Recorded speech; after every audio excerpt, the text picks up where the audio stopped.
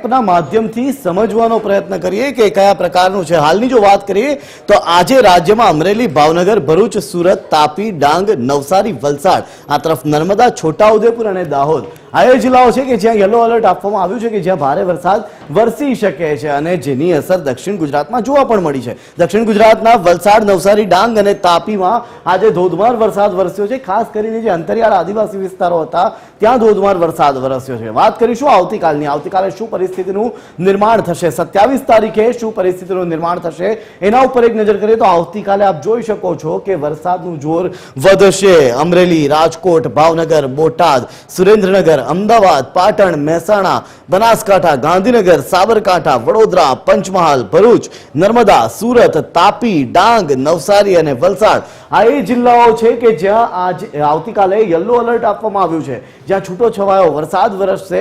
કેટલાક વિસ્તારો એવા હશે કે જ્યાં ધોધમાર વરસાદ વરસશે, પણ અરવલ્લી, દાહોદ અને છોટાઉદેપુર આ 3 જિલ્લા એવા છે કે જ્યાં ઓરેન્જ એલર્ટ આપવામાં આવ્યું છે, જ્યાં ન માત્ર વરસાદ પણ ભારે પવન સાથે વીજળીના કડાકા ભડાકા સાથે વરસાદ વરસી શકે છે અને એ ધોધમાર વરસાદ વરસી શકે છે. એટલે આવતીકાલની જે પરિસ્થિતિ છે એમાં આપણે એ વાત સ્પષ્ટ થઈ રહી છે કે વરસાદનું જોર આજે રાતથી વધી શકે છે, જેની અસર હવે આવતીકાલે પણ જોવા મળશે. તો 28 તારીખે એટલે કે પરમ દિવસે શું પરિસ્થિતિનું નિર્માણ થાય છે એના ઉપર એક નજર કરીશું. તો 28 તારીખે આપ જોઈ શકો છો કચ્છ, મોરબી, સુરેન્દ્રનગર, રાજકોટ, બોટાદ, પાટણ, ગાંધીનગર, ખેડા, આણંદ, વડોદરા, છોટાઉદેપુર, ભરૂચ, નર્મદા, સુરત, તાપી, ડાંગ, નવસારી, વલસાડ, મહીસાગર, અરવલ્લી આ એ જિલ્લાઓ છે કે જ્યાં યલો એલર્ટ આપવામાં આવ્યું છે. પણ આપ જોઈ શકો છો 27 તારીખે જે પરિસ્થિતિનું નિર્માણ હતું એમાં એક કચ્છનો ઉમેરો થયો છે. એટલે કે આખા રાજ્યમાં ધીરે ધીરે ચોમાસાનો ફરી એકવાર બીજો રાઉન્ડ